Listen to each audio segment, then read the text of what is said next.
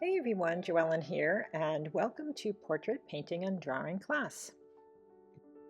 I thought it'd be fun to change things up a little bit, and today, instead of drawing a full portrait, I thought it'd be fun just to focus in on the features.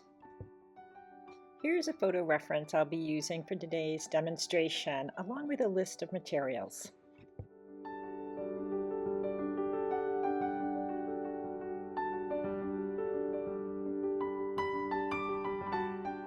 Using an HB pencil, I'll begin by sketching out the upper eyelid, followed by the shape of the lower lid.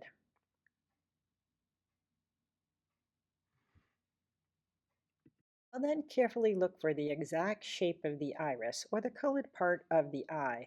I'll pay careful attention to the distance or shape of the sclera, or the white of the eye, on both sides. I'll add in the pupil, which is a dark little circle, and I'll add in the crease of the eyelid. In most adults, eyes are about an eye width apart, but because this is a child, the eyes are a little further apart, and I'll use calipers to do some exact measuring.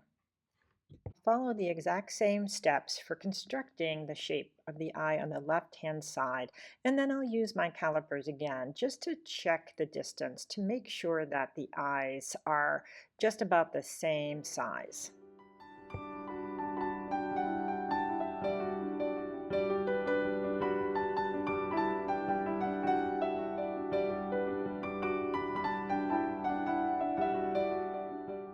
I'll judge where I see the eyebrows and just lightly indicate them and the root of the nose on the right-hand side. I'll lightly shade in the irises and part of the sclera as well.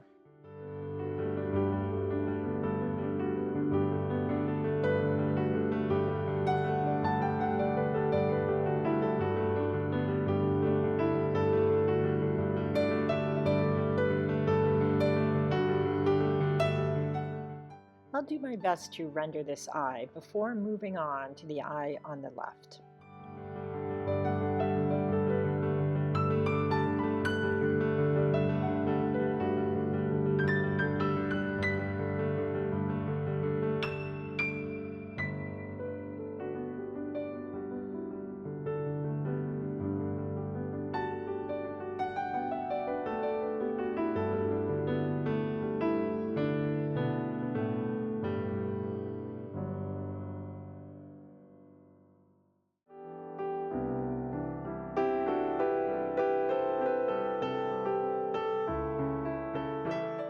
Still using my 2H pencil, I'll darken areas of the eye, such as the pupil and the upper lash line.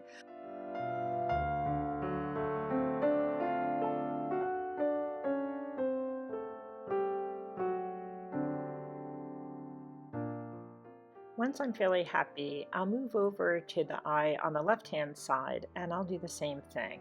I really love the highlight in the eye, so I want to draw around that.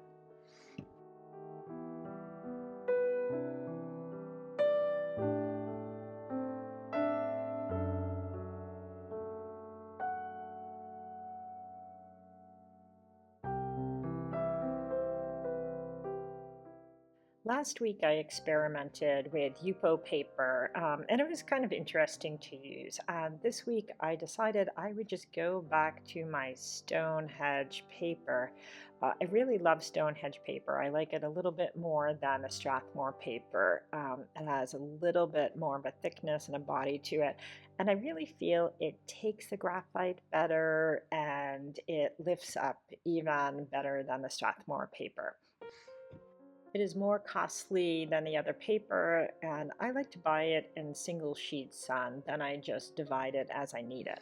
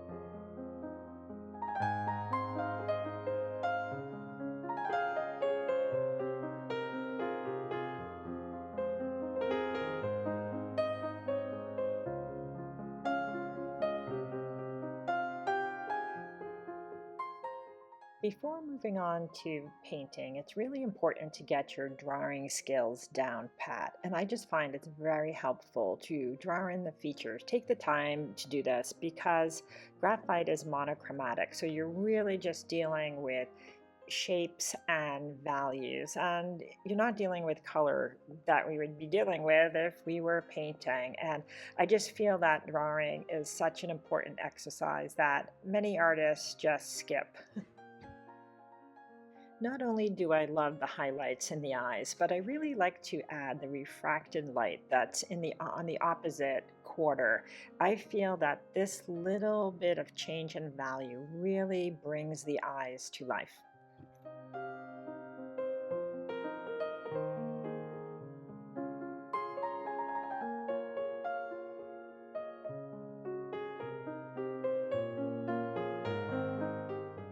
Remember when drawing the eyes that the upper eyelids act as a hood, and because of that, they cast a shadow onto the iris and onto the sclera.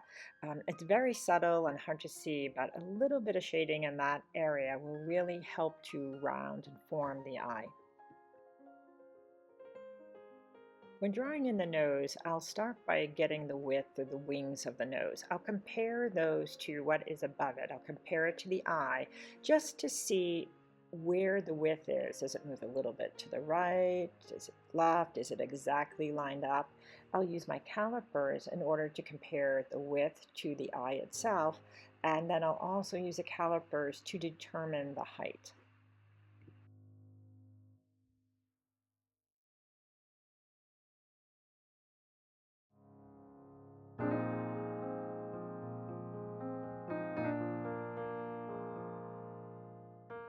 The plane of the lower nose is very subtle, but it is there, and you do want to find that shadow shape. And once you find it, give it a light shade, and it will help to lift the nose off of the face.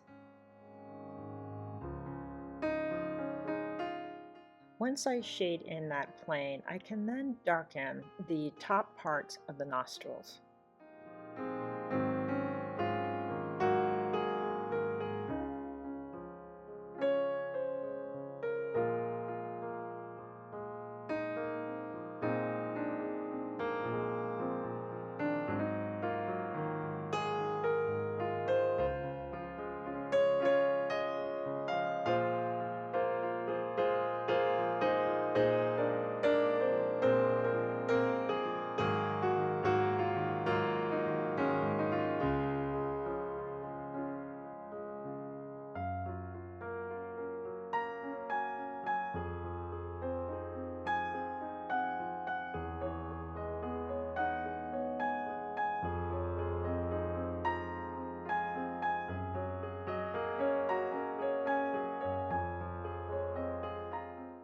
I'll begin to work down to the mouth. I'll use my calipers to try to get the exact distance or measurement from the bottom of the nose to either the part of the mouth or maybe even the lower lip. I'll see what relationship the width of the eye has to the mouth.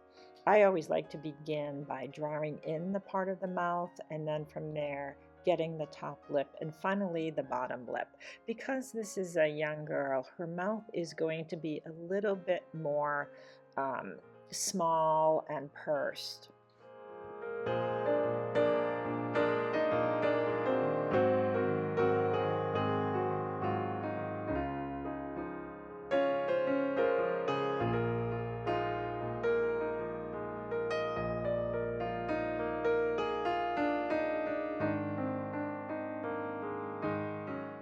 I like to use a straight object like a skewer or my pencil to determine the angles, corners of the mouth, the corner of the eye, maybe corner of the eye to corner of the nose.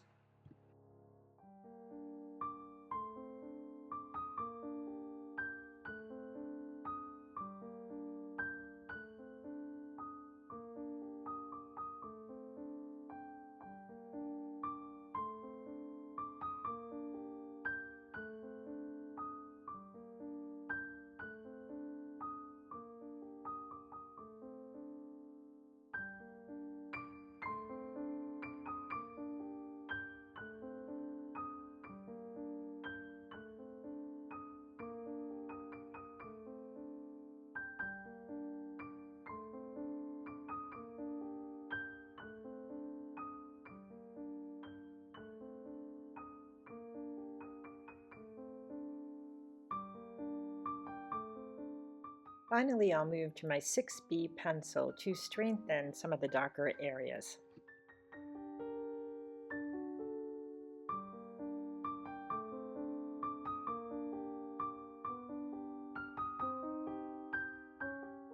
At this point, I'll flip-flop between all of my pencils as I make those final touches.